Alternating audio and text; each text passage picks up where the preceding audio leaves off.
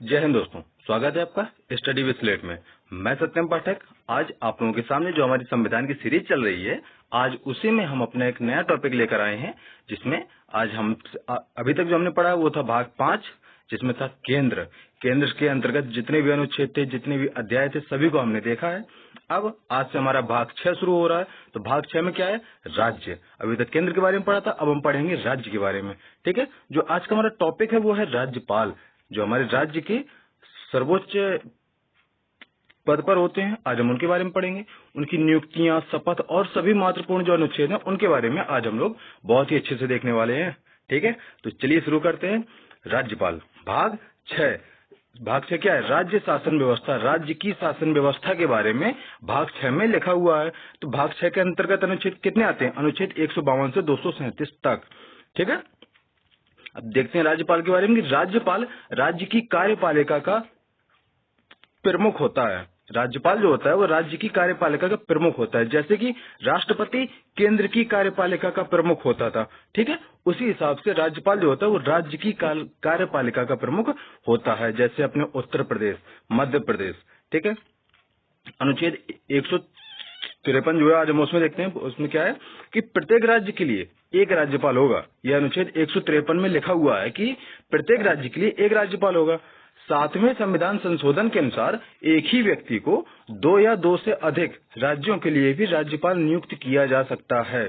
पहले जो संविधान हमारा बना था तो उसमें क्या लिखा था कि प्रत्येक राज्य के लिए राज्यपाल एक ही होगा। लेकिन 1956 में एक संशोधन होता है। कौन सा होता है? 7वां संविधान संशोधन होता है, जिसके हिसाब से एक ही व्यक्ति को 2 या 2 से अधिक राज्यों के लिए भी राज्यपाल नियुक्त किया जा सकता है। ठीक है, अब हम देख लेते हैं कि परंपरा है राज्यपाल संबंधित। वो क्या होती है कि राज्यपाल उस राज्य का राज्यपाल नहीं बन सकता है जहां का वह निवासी है। मान लीजिए अगर उत्तर प्रदेश का कोई राज्यपाल है तो वह मूलतः उत्तर प्रदेश का निवासी नहीं होगा। ये एक तरह से होता है। लेकिन इसमें भी हो चुका है, जो धर्मवीर जी थे, धर्मवीर जी वो पश्चिम बंगाल के ही थे और पश्चिम बंगाल के ही वो राज्यपाल भी बने थे। तो इस प्रकार से इस परंपरा का उल्लंघन भी हो चुका है। लेकिन नॉर्मली ऐसा करते हैं कि उस राज्य का ना बनाए। ठीक है, चलिए अब अनुच्छेद 157 देखते हैं। इसमें क्या है कि राज्यपाल की योग्यताओं के बारे में बताया गया है। तो पहली योग्यता क्या है? भारत का नागरिक हो। ठीक है, 35 वर्ष की उम्र पूरी कर चुका हो, ये भी ठीक है। वह राज्य विधानसभा का सदस्य चुने जाने योग्य हो। ये महत्वपूर्ण पॉइंट है कि वह राज्य के विधानसभा का सदस्य चुने जाने योग्य हो। मतलब जो विधानसभा के सदस्य की जो योग्यताएं होती हैं वो योग्यताएं उसके पास में होनी चाहिए। अगला पॉइंट क्या है? किसी प्रकार के लाभ के पद पर नहीं हो। ये तो सबके साथ में होता है। ठीक है, अनुच्छेद 158, इसमें बस योग्यताओं में 2 ही चीज देखी कि 35 वर्ष की उम्र पूरी कर चुका हो और राज्य की विधानसभा का सदस्य चुने जाने योग्य हो। ठीक, बस दो ही चीजें हमें याद करनी है। अनुच्छेद 158, अनुच्छेद 158 क्या कहते हैं कि राज्यपाल की पद के लिए शर्तें क्या होती हैं? तो क्या शर्तें होती हैं कि राज्यपाल संसद अथवा राज्य विधानमंडल का सदस्य नहीं होगा। राज्यपाल जो होता है वो ना ही संसद का सदस्य होगा, ना ही राज्य विधानमंडल का सदस्य होगा। ठीक है, राज्यपाल के लिए वेतन भत्तों का निर्धारण कौन करती है? संसद द्वारा किया जाता है। क्वेश्चन बनेगा पक्का कि राज्यपाल के वेतन भत्तों का निर्धारण कौन करता है? तो संसद करती है। कहाँ की? लोकसभा वाली संसद। याद आई, जिसके बारे में हम पीछे पढ़ चुके हैं। हाँ, वही चीज है। चलिए आगे देखते हैं। राज्यपाल का मासिक वेतन 3.5 लाख रुपए होता है। 3,50,000 रुपए होता है मासिक वेतन, यदि 2 या 2 से अधिक राज्यों का एक ही राज्यपाल हो। क्योंकि अब कानून बन चुका है तो उस कंडीशन क्या होता है कि जब 2 या 2 से अधिक राज्यों का एक ही राज्यपाल हो तब उसे दोनों राज्यपालों के पदों का वेतन, मतलब दोनों राज्यपालों के जो पद का जो वेतन होता है, 3.5 लाख यहाँ का, 3.5 लाख वहाँ का, तो उस उनका जो वेतन होता है उस अनुपात में दिया जाएगा जैसा कि राष्ट्रपति निर्धारित करें कि 40% ये राज्य दे, बाकी 60% वो राज्य दे। ठीक है, तो जैसे अगर 2 राज्यों में एक ही राज्यपाल है तो जो उसको वेतन मिलेगा उसका निर्धारण वो कौन करेगा? राष्ट्रपति जी करेंगे हमारे। ठीक है, वैसे इस समय गौर करने वाली बात यह कि हमारे भारत की जो राष्ट्रपति हैं श्रीमती द्रौपदी मुर्मू जी, वो भी एक महिला हैं, और उत्तर प्रदेश की राज्यपाल श्रीमती आनंदीबेन पटेल जी, वो भी एक महिला हैं। तो यह हमारे लिए अच्छी बात है। चलिए देखते हैं अनुच्छेद 155 क्या बोलता है कि राज्यपाल की नियुक्ति राष्ट्रपति द्वारा 5 वर्ष की अवधि के लिए की जाती है। ठीक है, लेकिन परंतु किंतु उसमें क्या है कि वह राष्ट्रपति के प्रसाद पर्यंत पद धारण करता है, मतलब राष्ट्रपति जब चाहेगा उसे पद से बर्खास्त कर सकता है। लेकिन नॉर्मली क्या होता है कि 5 वर्ष के लिए ही उनकी नियुक्ति होती है।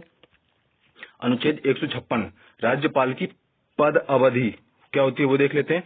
मुख्यतः 5 वर्ष, ठीक है, वो तो बता दिए, परंतु राष्ट्रपति के प्रसाद पर्यंत, वो भी आप जानते हैं प्रसाद पर्यंत का मतलब क्या होता है, जब तक राष्ट्रपति चाहेगा तब तक उन्हें उस पोस्ट पर बनाए रखेगा। ठीक है, राज्यपाल को पद से हटाने की प्रक्रिया का उल्लेख संविधान में नहीं है। राष्ट्रपति के लिए तो महाभियोग प्रक्रिया है, लेकिन राज्यपाल के लिए हटाने की कोई प्रक्रिया नहीं है, कोई भी महाभियोग नहीं लगता है उस पर। परंतु अब हटेगा कैसे? व्यवहार में राष्ट्रपति मंत्रिपरिषद की सलाह पर राज्यपाल को हटाते या स्थानांतरण करते हैं। मतलब जो मंत्रिपरिषद की सलाह पर, कौन सी मंत्रिपरिषद? लोकसभा वाली, राज्यसभा वाली, संसद वाली मंत्रिपरिषद, जो केंद्र के जो मंत्री होते हैं उनकी मंत्रिपरिषद के सलाह पर राष्ट्रपति राज्यपाल को हटाते हैं या उनका स्थानांतरण करते हैं। ठीक है, अब हम देख लेते हैं अनुच्छेद 159। अनुच्छेद 159 क्या कहता है कि राज्यपाल को शपथ, ये सीधे सीधे क्वेश्चन आता है कि राज्यपाल को शपथ किस अनुच्छेद में और कौन राज्यपाल को शपथ दिलवाता है, उसके बारे में हम ये देखेंगे कि राज्यपाल पद ग्रहण करने से पूर्व उच्च न्यायालय के मुख्य न्यायाधीश, अब जिस राज्य में वो राज्यपाल बन रहे हैं उस राज्य के उच्च न्यायालय, उसी राज्य के उच्च न्यायालय में के मुख्य न्यायाधीश अथवा वरिष्ठतम न्यायाधीश के सम्मुख अपने पद की शपथ लेता है। मतलब या तो मुख्य न्यायाधीश से वो करेंगे या फिर वो नहीं है तो वरिष्ठतम न्यायाधीश। ठीक है, ये हमें कुछ चीज याद रखनी है। हम देख लेते हैं राज्यपाल के विशेषाधिकार, ये क्या होते हैं? राज्यपाल के विशेषाधिकार, वह अपने पद की शक्तियों के प्रयोग तथा कर्तव्य के पालन के लिए किसी न्यायालय के प्रति उत्तरदायी नहीं है। मतलब जब वो अपना कार्य कर रहा है, अपनी शक्तियों का प्रयोग कर रहा है, कर्तव्य का पालन कर रहा है, तो ना ही वो उच्च न्यायालय के प्रति उत्तरदायी है, ना ही उच्चतम न्यायालय के प्रति उत्तरदायी है। ठीक है, राज्यपाल की पद अवधि के दौरान उसके विरुद्ध किसी भी न्यायालय में किसी प्रकार की आपराधिक कार्रवाई नहीं प्रारंभ की जा सकती है। मतलब जब वह अपनी पद अवधि में है, जब वह कार्य कर रहा है, तो किसी भी प्रकार की आपराधिक कार्रवाई उसके खिलाफ किसी भी न्यायालय में नहीं शुरू की जा सकती है। ये उसका बहुत अच्छी शक्ति होती है उसके पास में। चलिए देखते हैं। जब वह पद पर हो तब उसकी गिरफ्तारी का आदेश किसी न्यायालय द्वारा जारी नहीं किया जा सकता है। ठीक है, जब वह पद पर हो तब वो उसे गिरफ्तार नहीं किया जा सकता है। ठीक, राज्यपाल का पद ग्रहण करने से पूर्व या पश्चात उसके द्वारा किए गए कार्य के संबंध में कोई सिविल कार्यवाही करने से पहले उसे 2 मास पूर्व सूचना देनी पड़ती है। अगर उसके खिलाफ कोई भी सिविल कार्रवाई करनी है, ठीक है, तो उसे 2 महीने पूर्व सूचना देनी पड़ेगी। 2 महीने पहले, या आपको याद रखना है कब? जब सिविल कार्रवाई की जाए। ठीक है, हम थोड़ी सी एक टॉपिक है वो देख लेते हैं। राज्यपाल की स्थिति वो क्या है कि भारत में संसदीय शासन प्रणाली को अपनाया गया है। शासन प्रणाली 2 तरह की होती है, एक राष्ट्रपति शासन प्रणाली, एक संसदीय शासन प्रणाली। राष्ट्रपति शासन प्रणाली में क्या होता है कि राष्ट्रपति प्रमुख होता है, वो सर्वश्रेष्ठ होता है। लेकिन भारत में संसदीय शासन प्रणाली है, यहाँ पर राष्ट्रपति से भी ऊपर कौन है? संसद है हमारी।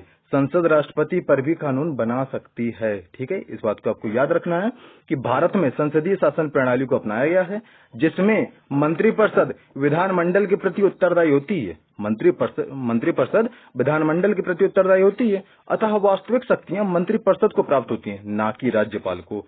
ठीक है, तो मंत्रिपरिषद ही यहाँ पे भी बड़ा होता है और राज्यपाल, मतलब जो विधानसभा होती है, जो विधानमंडल होता है, वो सर्वप्रमुख होता है। ठीक है, राज्यपाल एक संवैधानिक प्रमुख के रूप में कार्य करता है, किंतु असाधारण स्थितियों में उसे इच्छानुसार कार्य करने के अवसर उसे प्राप्त हो सकते हैं।